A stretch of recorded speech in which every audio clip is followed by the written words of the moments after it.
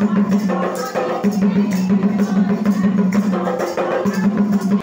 guys, কেনে আছে আপোনালোকে? আজি মই আকৌ এটা নতুন ভিডিও লৈ আহিছো আৰু মোৰ ভিডিওটো মানে মোৰ YouTube চেনেলটোৰ নাম হৈছে জ্যোতিষপ্ৰিয়া উইথ ৰীতা আৰু যদি ফেসবুকত চাব বিচাৰে তেনে হলে এক্টিভ ৰীতা বুলি সাৰ্চ কৰিলে দেখা পাব। আজি মোৰ ভিডিওত আছে মই মানে মাৰ ঘৰত আজি গৈছো। মাৰ ঘৰত এটা পাৰ্টি এৰেঞ্জ কৰা হৈছে। পাৰ্টি এৰেঞ্জটো হৈছে দাদা আৰু বাহঁতৰ ঘৰটো সম্পূৰ্ণ হৈ গ'ল আৰু সম্পূৰ্ণ হোৱাৰ বাবে এতিয়া ঘৰ লোৱা পতা হৈছে। ঘৰ লোৱা পতাৰ লগে লগে এয়া গোপিনীসকলক মাতা হৈছে আৰু তেওঁলোকে মা প্ৰসাদবোৰ কাটি কুটি ক্লিয়াৰ কৰি লৈছে আৰু অলপ পাছত নাম গাব। মোৰ মাৰ ঘৰ হৈছে লখিমপুৰ ৰেল কলনীৰ কাষত। গতিকে মই ৰাতিপুৱাই মা ঘৰলৈ আহিলোঁ কাৰণ ৰাতি থকাকৈ আহিব নোৱাৰো কাৰণ মোৰ ছোৱালীজনী পৰীক্ষা হ'বলৈ গৈ আছে। গতিকে ৰাতিপুৱাই আহিলোঁ আৰু গধূলি গুচি গ'লোঁ। আহাৰ লগে লগে কামত ব্যস্ত হৈ গ'লোঁ। এজনী হৈছে মোৰ ডাঙৰ বৌ হয় আৰু মোৰ বৌজনী বহুত ফূৰ্তিবাজ হয় আৰু মোৰ এই ডাঙৰ বৌজনীৰ নাম হৈছে জীয়ৰী। নামটো যেনিকা জীয়ৰী, কামে কাজে তেওঁ জীয়ৰী। তাই যদি আমাৰ এইবিলাক সকাম নিকামত যদি নাহে এই সকামখন যেন নালাগে।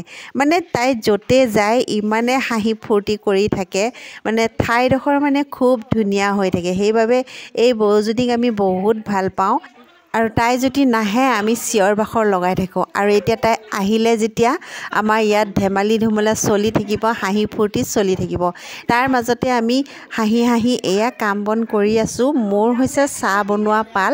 মই কৈছোঁ যে মই হ'লে ভাত পানী এইবিলাক বনাই থাকিবলৈ মন নাই, মই কেৱল চাহহে দিম আৰু চাহ লগত যি দিব লগা আছে সেইবিলাকে দিম আৰু সেইবাবে মই এইবিলাকে বিলাই ফুৰিছোঁ। আৰু ইয়াত এটা মন কৰিব, ইয়াত মতা মানুহ নাই, কেৱল মাইকী মানুহে ইয়াত কাম কৰি আছে। ইয়াত সকলো ধৰণৰ কামেই মাইকী মানুহে কৰি আছে কাৰণ ইয়াত মাইকী মানুহৰ ৰাজত্বটো বেছি। হেল্ল গাইস, এয়া হৈছে মোৰ ডাঙৰ বা, এইটো হৈছে ডাঙৰ বা, এইটো হৈছে সৰু বা, মাজতে এতিয়ালৈকে আহা নাই, দুইটাই মুখ ঢাকি আছে।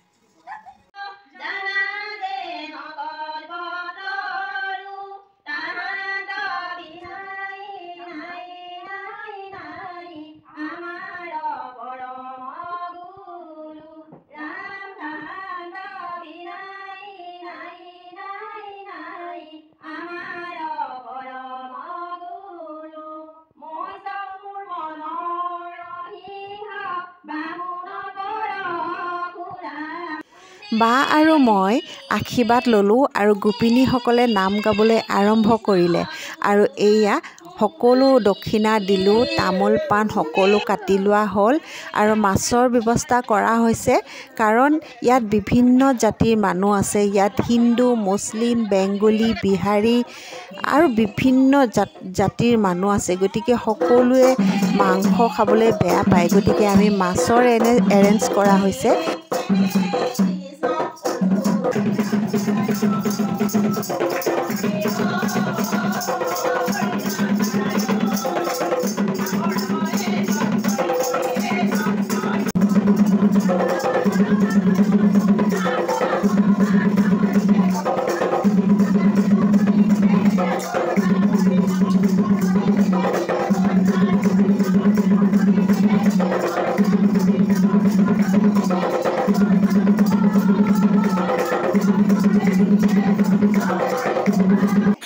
গোপিনীসকলে ধুনীয়াকৈ নাম কীৰ্তন গালে কমেও 3 ঘণ্টামান আৰু ইমানতে সমাপ্ত কৰিলে আৰু তেওঁলোকক চাহ জলপান দিয়া হৈছে। মই চাহ বনাই দিলোঁ আৰু মোৰ সৰু বৌয়ে বিলাই দিছে আৰু ইয়াৰ লগে লগে ভাত খোৱা পৰ্বৰো আৰম্ভ হৈ গ'ল কাৰণ মই আকৌ ঘৰলৈ উভতি যাব লাগে। সেইবাবে আমি খৰধৰ কৰিলোঁ।